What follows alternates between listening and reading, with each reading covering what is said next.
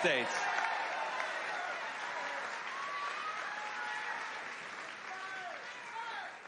Now, I want to get everybody's name here, but before I do, I just want to say I'm not going to be able to introduce everybody I've spoken to just this morning and early this afternoon. But you've got people who have lost loved ones just in the last few weeks to gun violence because we won't lock up violent criminals in this country anymore, thanks to the policies of Kamala Harris.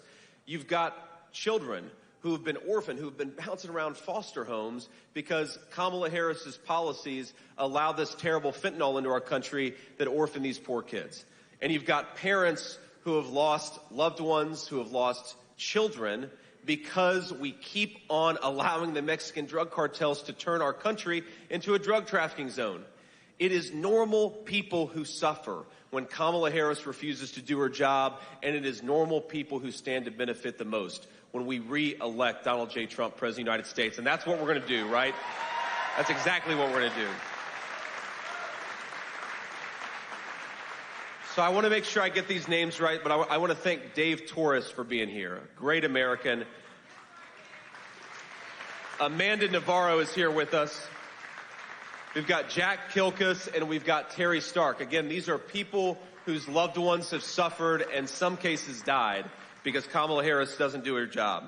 And I want to invite a few people up to just give some personal testimony. And before I do, I want to say what amazing personal courage it takes to be here and to be willing to offer your personal story. I know it's not easy, and I know this is sad, heart-wrenching stuff, but the American people need to understand what are the consequences of screwing up this election. And so I appreciate you all being here very much. So first, I want to start with Denise and Mike Trask.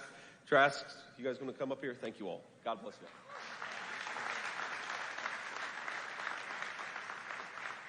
Thank you for having us today. Our daughter Jacqueline is the oldest of our 5 children. Jack was always a fearless, free spirit who was full of adventure and sometimes mischief. I'm proud to selfishly boast that we've raised our kids with good morals, values, and kind hearts. We are a God-loving and God-fearing family that never would have imagined we'd go through the devastation and torment of addiction. Yet here it was, directly impacting our lives.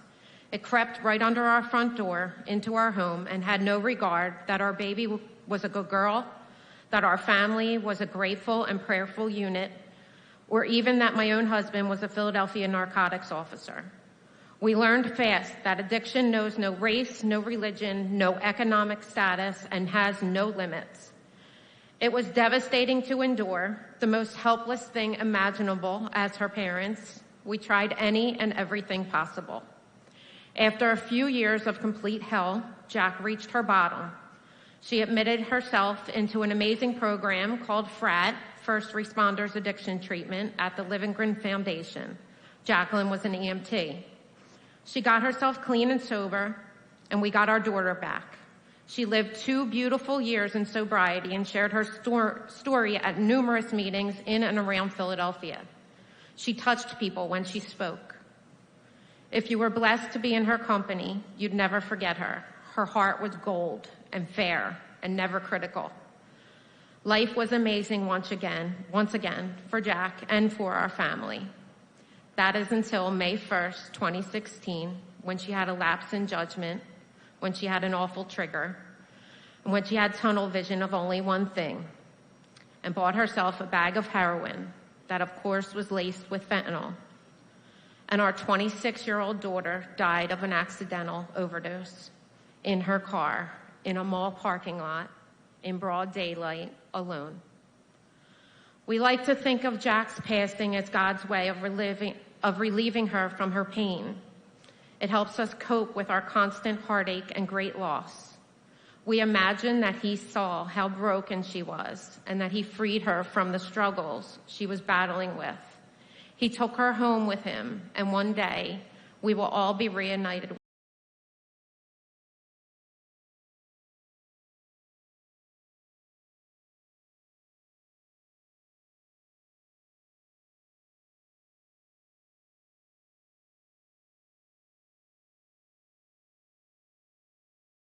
Our cities and our neighborhoods is killing thousands and thousands of people every day.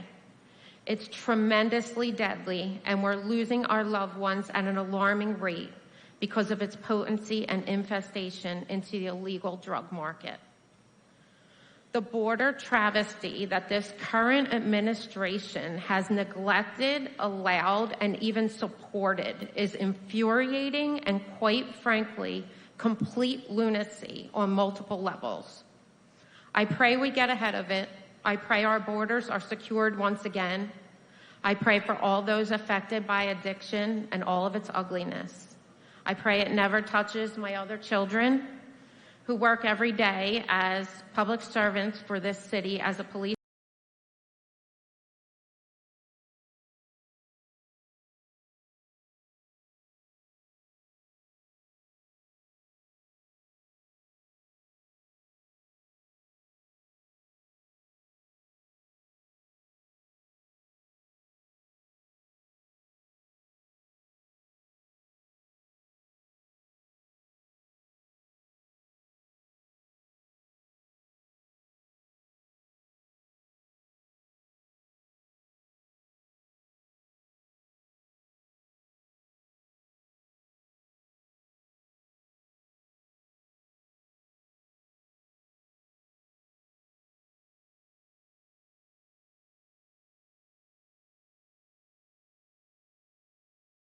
So thank you to the Trask for your incredible courage. And Geraldine, would you come say a few words too?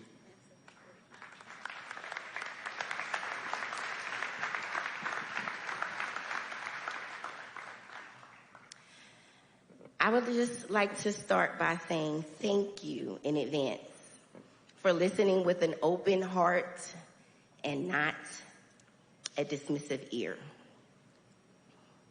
As a young melanated woman from Philadelphia, I feel compelled to address the opioid crisis that is affecting our communities in Philadelphia, and a city that I love has been impacted by crime. I've watched an incline in numbers of homeless people, drug addicts, and murderers than ever before, dare I say it, since President Biden has been in office. Democrats' soft on crime policies have led to the city I once knew to become unrecognizable. Unfortunately, I've had to deal with witnessing opioid addiction firsthand. For many years now, I have a brother that battles with this addiction. Today, way more than before, it's too easily accessible, which means it doesn't stop in our communities. These are not racially profiled drugs. The rehabilitation centers prove that. This crisis knows no demographic, income, family history. It affects millions nationwide. Democrats claim to have cleaned up the streets in Philadelphia, but it has not worked.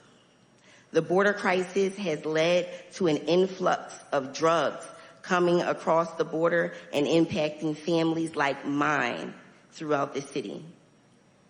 This crisis has gotten even worse under Biden-Harris. Biden and Harris are not doing anything to help us. What would it change under Kamala? What happens when it hits your neighborhoods, your homes? My mother keeps Norcaine in her closet just in case my brother does not awake on his own after taking drugs. You can purchase opioids from just about anywhere besides in-store purchase. And what are Democrats doing about this? Nothing. Democrats have and continue to turn a blind eye, bringing the crime rates all the way up. People are killing to steal it. People are killing to maintain territory, selling it. And people are killing themselves using it. I'm sorry.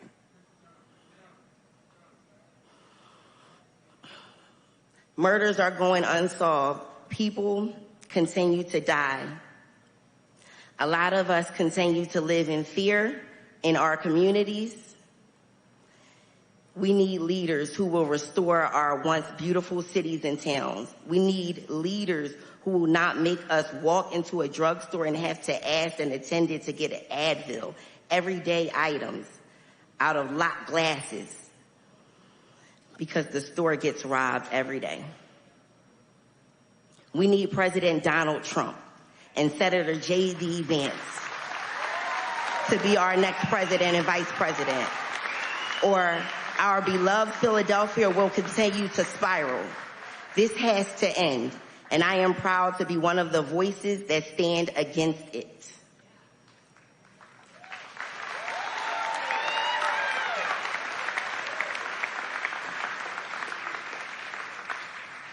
Thank you, Senator Vance, and thank you, Donald Trump. Please, I really, really hope we win this, and I really, really have faith in this. Thank you so much.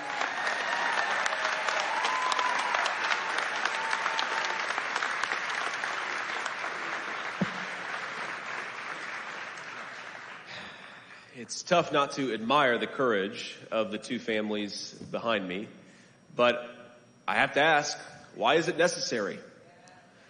Why are they suffering? And the answer is because we have a leadership that is failing them.